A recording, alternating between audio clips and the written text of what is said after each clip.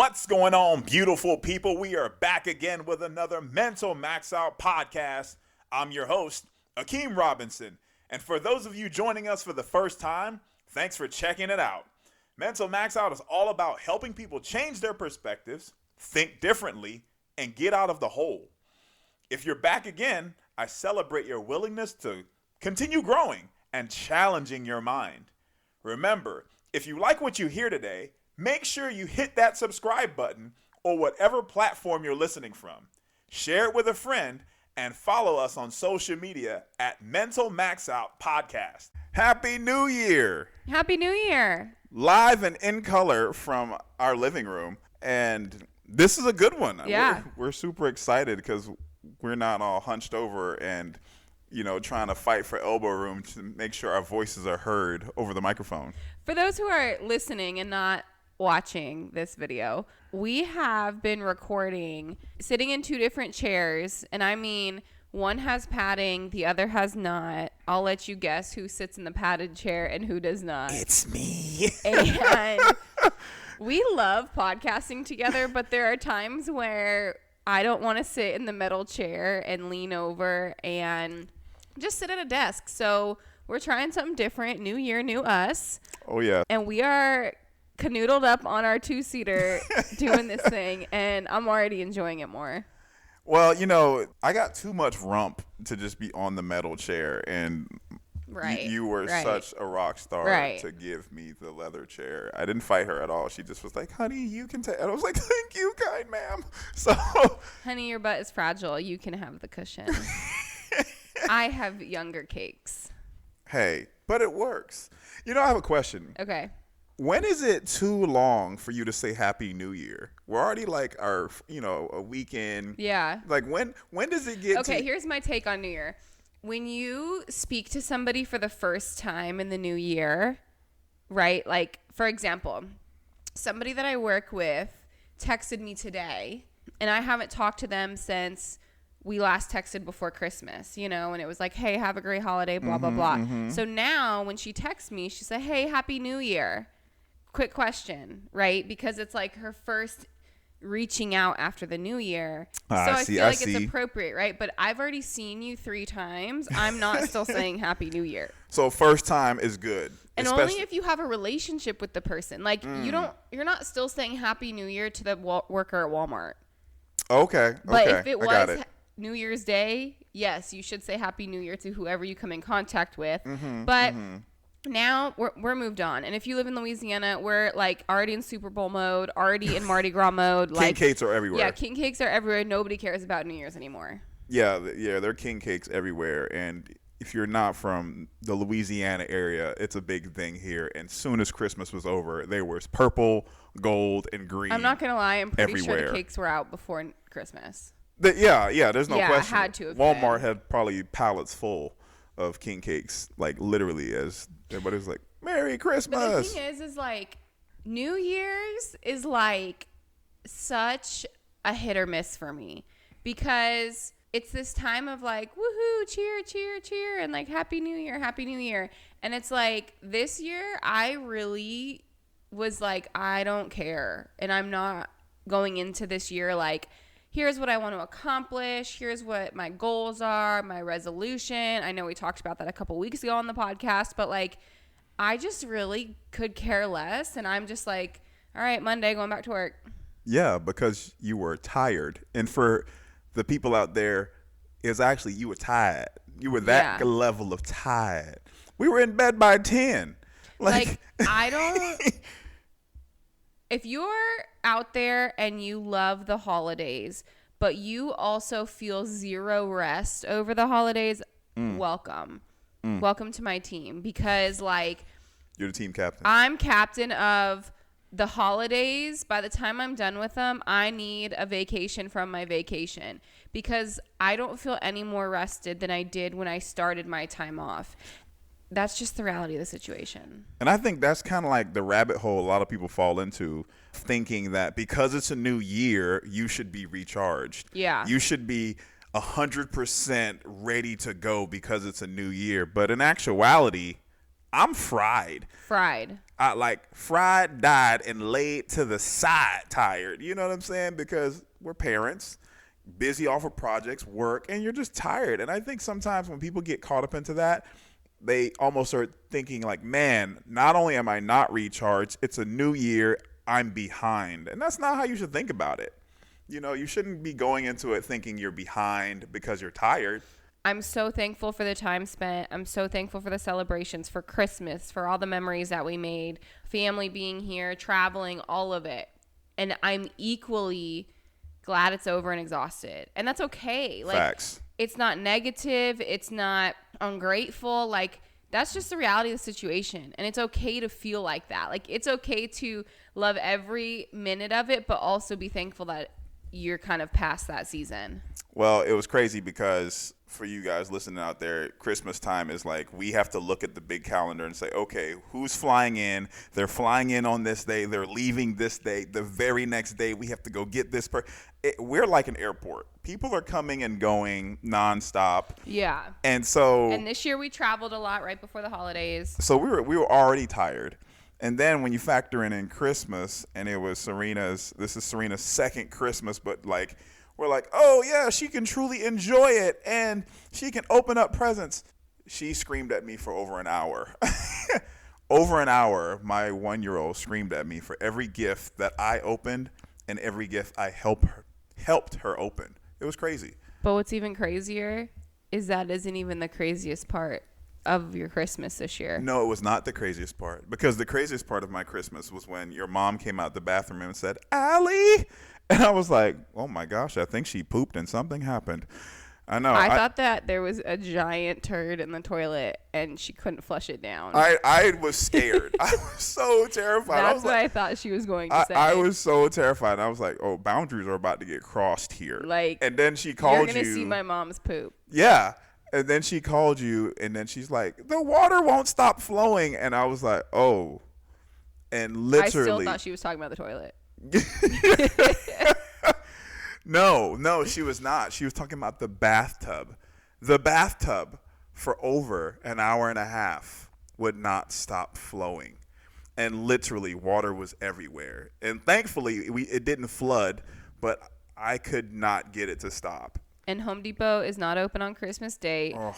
Good for them. Glad those workers got to be at home. However, Home Depot was not open on that day. We had to turn the water off. Oh, my goodness. And, you know, from a guy's perspective, you see this home improvement thing happening, and you're like, I'm a man. I got to do this. And in my mind, I was like, oh, why do I have to do this? And then you're like, I'm going to call my dad. And I'm like, fine. And then I called my dad, and they're giving me instructions, and they're telling me what to do. YouTube is telling me what to do. And I'm just like, I just need this to be fixed.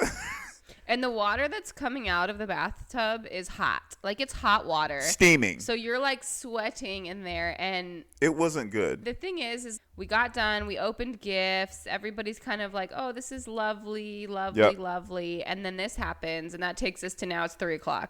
This holiday that's supposed to be relaxing, filled with joy. Now we have to shut the water off, and now we have to fill the tub and wait till Home Depot opens tomorrow to get the part. And we hope that this part works and that we don't have to pay for, plumbing and this and that and the other thing. And what's crazy is a couple weeks ago, I went to a girls' night. At the girls' night, where, everybody's talking about men and this and that, and they're like, man. Men bashing session. No, there was no men bashing.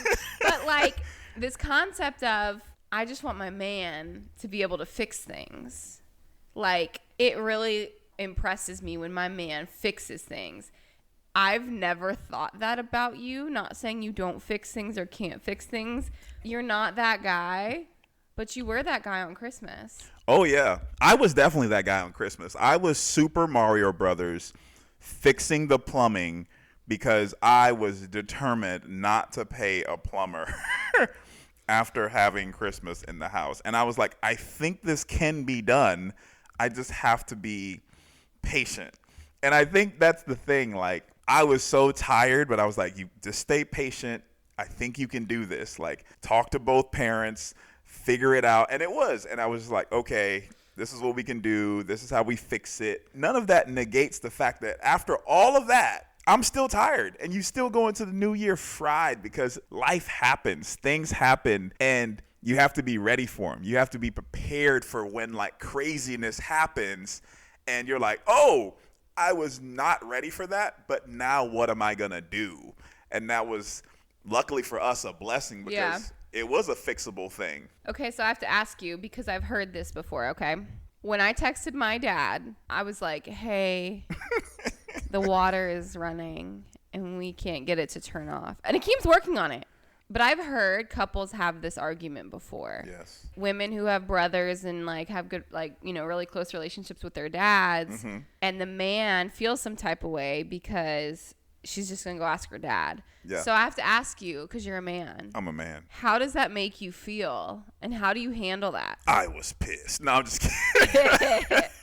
No, I was not pissed because after an hour and a half straight of water steaming and burning and me sweating in this furnace-like environment, I was like, whoever can give me the best advice will help. So I was taking advice from my dad. He had some advice. Your dad, he had some good advice, and YouTube. And I was just putting them all together to alleviate and fix the situation because I think there's a lot of times in our lives where we let pride get in the way. Yeah. If I would have let my pride get in the way, I wouldn't have like pushed myself to be like, okay, I think I can really do this, because he did have some expertise in it and he's done it before. Mm-hmm. So why not listen to somebody that was an expert? So my pride wasn't hurt at all. Because I'm at a stage in my life where if somebody's more of an expert than me, I have no problem in letting them fix it. The next day, Home Depot is now open. I wake up at 6 a.m. to get this part. I set it up. It's fixed. And I'm like, I'm doing it. I'm doing it. And there's this piece smaller than a quarter. And as I'm trying to put this piece in, it falls behind the wall. And I'm like, are you freaking serious? So I go back to Home Depot. You now wake up. And I'm like, babe, I need your help. You've had to put it in for me because your fingers could fit into that space. Sometimes I think you have to let your pride go. Because, like, my intent is not to be like, hey, Dad, Akeem don't know how to fix this. That's not my intent. My intent is to say, hey, I know you've worked on some stuff before. Maybe you have an idea. Not saying YouTube ain't working, but, like, maybe you have an idea of, hey, I watched a YouTube video once and then I did this and then it sucked. So it's like crazy because I feel like we doubt our partner or we tend to like doubt the intention versus, hey, I'm just trying to get this thing done and we're a team and however we need to get it done is get it done. I believe you're going to doubt whatever you don't know. You know, meaning like if I don't know my partner, of course I'm going to doubt my partner. You're going to doubt what you don't know. Yeah, you're going to doubt what you don't know. And like the only reason why you don't know it is because you're not taking the time to learn about it. Or you guys aren't really trying to invest in each other to understand what are my limitations? What are my capabilities? Because when you called your dad, of course you called your dad because it's plumbing. You know, all the time we've been together, plumbing has never come up in a conversation. Yeah, we've never talked about that. You've never seen me do plumbing. No. So, of course, you don't know what I can do. So, of course, you were like, hey, I'm going to call my dad, which is like perfectly fine. But we've had so many conversations of, do you think you're handy? Are you handy? And I'm like, heck no. But I think if you don't know the person, you're always going to hesitate to like truly trust it, in my opinion. When it came to calling your dad, I was like, yeah, I welcome it. Let him know. And he gave me some good advice. My dad gave me some good advice. No, I think that's really great. I think it's good that you are willing to be open and accept that feedback because, you know, there's so many different voices that we're constantly getting input from, especially this time of year when it's brand new resolutions and, hey, what are your goals? Hey, how are you doing on your goals? I think you said the other day, right? The second Friday of the month is, what is it called? Quitter's Day. Quitter's Day, because like people drop off on their goals and things like that. Or you get shiny new toy syndrome where you're like, hey, it's a new year. I need to do this or I need to do that because that's just what I need to do. And I'll be honest, this is the first year that I've really felt like I don't need to do anything different. I need to get better at things I've already tried to do or was doing. Every year I'm like, okay, I'm going to do something new. And at a certain point, it's like, do you need to do something new or do you need to look at what you're already doing and fine tune or make it better? Powerful. You know? We get so caught up in this newness. What else can I buy to enhance this? What else can I do to enhance this? And it gets into this mindset where new is the only solution. And I think what you just said is perfect, because sometimes it's just retuning, refining, redefining certain things that already are within you. So in our house, we have this Christmas tree that stays up all year. And you could easily look at it and say, what new things could I put on there? But you did such an amazing job of redefining some of the things that's already in the house and making it be seasonal. How do you change it from summer to spring and fall and winter? And you don't buy anything new, you just repurpose it. And when you look at how we function daily, how are you repurposing what you're doing to give it new life, to make it grow again? Because there's so many things we say, been there, done that. Oh, I've done this. This is now old. Well, now that it's old, how can you make it new? Or been there, done that. Did you do it well? Was it something that you like really excelled at? Like, we've done Whole30 5 or 6 times, but we haven't done every single one the best, right? And so it's like, oh yeah, well, I've done the whole save money thing, or I've done the whole eat healthy thing, or the workout thing, but like, are you doing it to the best that you could? Like, are you 100% giving it your all? Because I feel like there are so many things that we say that we've done and we're putting in C work, you know? Ooh. Like, at the end of the day, yeah, you're doing it, you're passing, and yeah, C's get degrees, but like, you know what I'm saying? It's like, hey, I'm going to exercise this year, right? Like, my New Year's resolution, for example, for somebody is like, yeah, I'm going to exercise this year. If you're that person that's like, yeah, I get on my recumbent bike, even though you know that exercise for you is going to spin, like, you know that you could go to spin every day and that would be awesome for you, but you're like, no, I'm gonna do this 30-minute pedal real quick. Like, you're doing C work. Are you doing your New Year's resolution? Yes. But are you doing it to the best of your ability? No. You know, as a coach, we always try to find the best kids, and we would say, why don't you lead? Why don't you get in the front? And without fail, every kid, no matter what team I was on, their first response would be, I don't know if I can keep that up. And so they didn't know if they can lead every rep. Even though they were the best kid, the most talented, had the most endurance, they didn't want to get in the front. And be consistent. And with what you just said, our C work is the middle of the pack, because what if we do get out in the front? Now everybody watches us. What if we are the ones leading the pack? Now everybody's waiting to see how long we can maintain it, and that scares us. People are so terrified with that because they don't know how long they can maintain that. But I would always tell them, that's the whole challenge. It's not, we have 12, you need to win all 12. It's, we have 12, see how far you can go. It's like, you have to put so much work and so much effort into getting an A on an assignment. You have to have attention to detail. You got to do it on time. You got to read. You got to highlight. You got to study. You got to do all your stuff. You got to know your business to get an A. Got to know it. And you get that A and you feel great. But then the next week turns around, you got another assignment. And got to do it. And you got to do all of that over again. But you get faced with this decision, right? Do you do all that over again to get the A? Or are you like, yeah, I could spark note this chapter and read the summary, and I know I could still get a passing grade on it, so I could still do it and get a passing grade and keep it moving, right? Like, that's the question, like, this year for me is like, okay, what have you been doing C work on?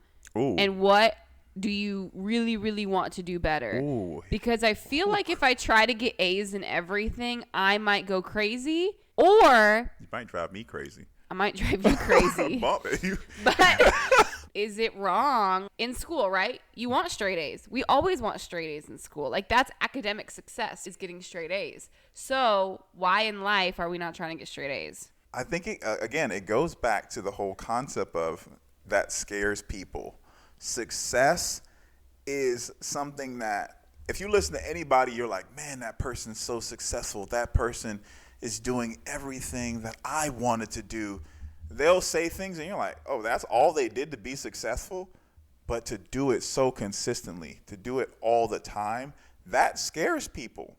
And not only does it scare people, we get so caught up into thinking about the when I stop doing it. How long will I be in the stop doing it phase? And that's the thing. Like, we are so conditioned to think, when I stop doing it, how long am I going to be there? And for a lot of people, they stay there. And so I think what you're saying is, you're like, look, I've been doing C work in some areas, and I'm just now trying to just raise it to a B. Just raise it to a B and see if I can do it. Not in every category, but the ones that kind of get under my skin. But be consistent. And I think that is doable. Because you're not now saying, well, I've been doing C work, now I'm going to do A work and everything. Because that's going to fry you. Yeah. And so for you guys listening out there, consider, what have you been doing C work in? Like, truly C work. And I mean, like, relationships, parenting. What have you been doing C work in? And can you raise it to a B? Because now that you're trying to raise it to a B, those are just small adjustments in your life, small conversations that need to take place. But if you go straight to an A, that might be harder for you to maintain and be more consistent. And then you're going to fry yourself out and then be discouraged that you're now burnt out. I'm going to take it a step further, and I'm going to challenge you, because the areas that you're doing A work in are probably the areas you enjoy. Oh, come on. And where you're doing C work are the areas that maybe aren't your favorite, or they're the areas that make you uncomfortable or challenge you. Because I always find that the things that I really enjoy doing, I do really well. I told Akeem this the other day. I said, I just want to do things that I'm good at because I enjoy being good at it. Facts. You know, like, I enjoy working on things that I like to do. For example, I love to bake, and I can bake cookies all day long. Give them to me. But bread and dough, I'm not as familiar with. So I don't do that all the time, you know?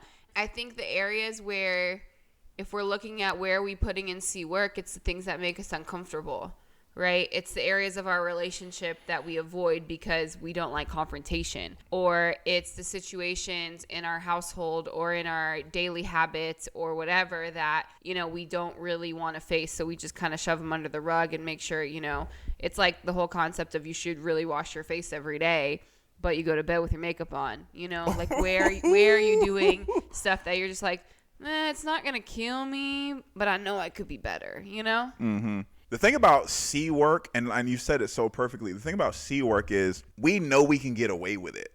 Like, that's why we still do it. You're still going to pass the class. You're still going to pass the class. And so in a relationship, you might be doing C work, but your partner's allowing you to do that.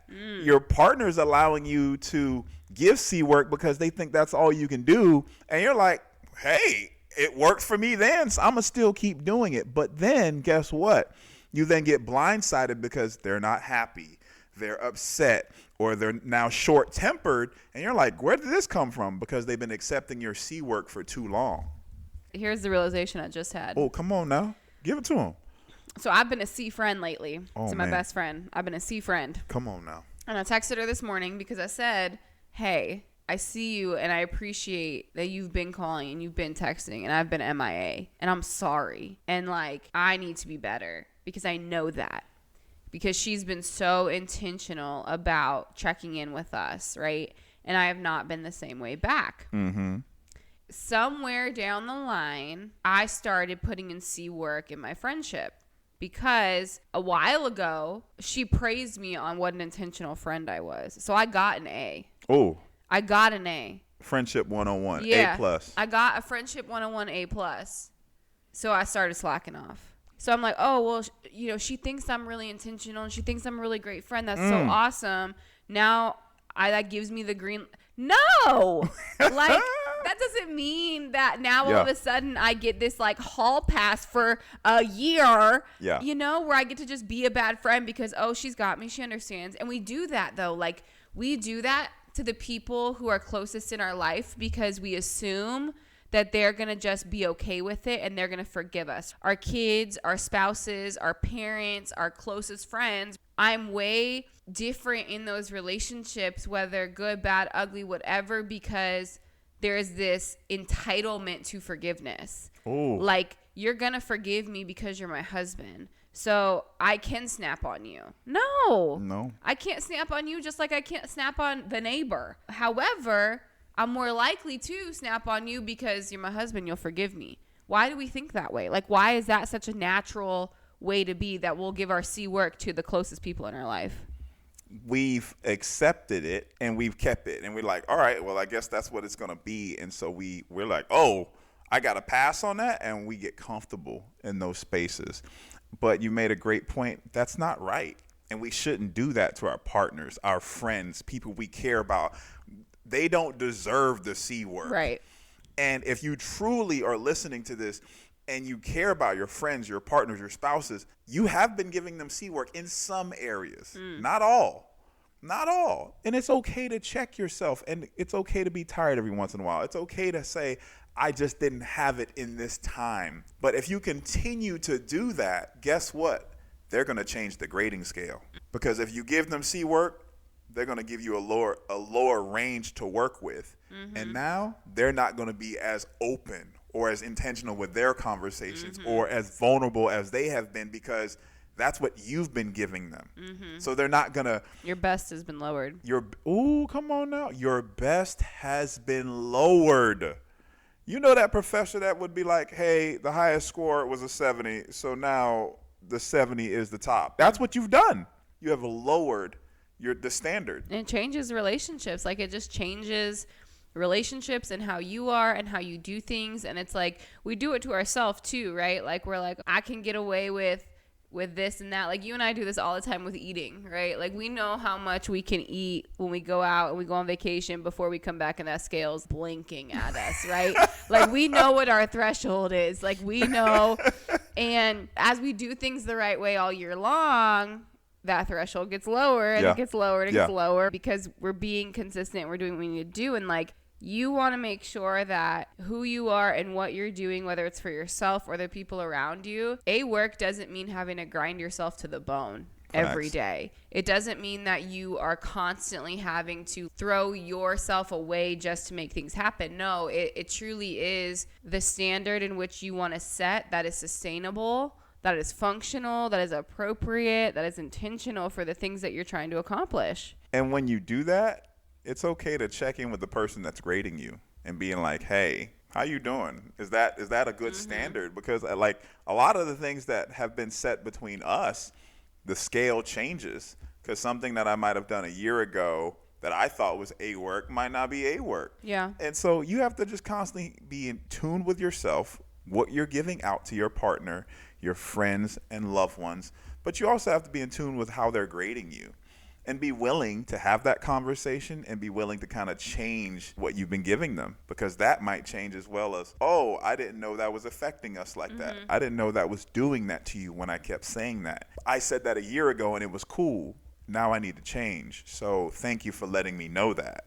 And when you start to do that, things start to move back in the direction where the standard gets raised again and conversations and vulnerability starts to open back up again. I love that. Come on now. So we're back here in the living room. And we wish you a happy new year. And don't fall for the quitter's day. If you're doing something, just stick with it one at a time. We love you guys. Have a wonderful week. Thank you for joining us on this exciting episode of Mental Max Out. We hope today's discussion has empowered you with the insights and tools to overcome the challenges of depression, fear, and doubt. Always remember that you have a support system on this journey. And every step you take is a step forward towards victory. If you found this episode helpful, make sure to subscribe and leave us a review. We greatly appreciate your feedback as it allows us to continually provide you with the content that is most valuable to you. Stay connected with us on Instagram at Mental Max Out Podcast for a constant source of motivation, helpful advice, and a supportive community. Until the next time, keep pushing forward and remember, you have the strength within you to max out your potential. Take care and stay strong.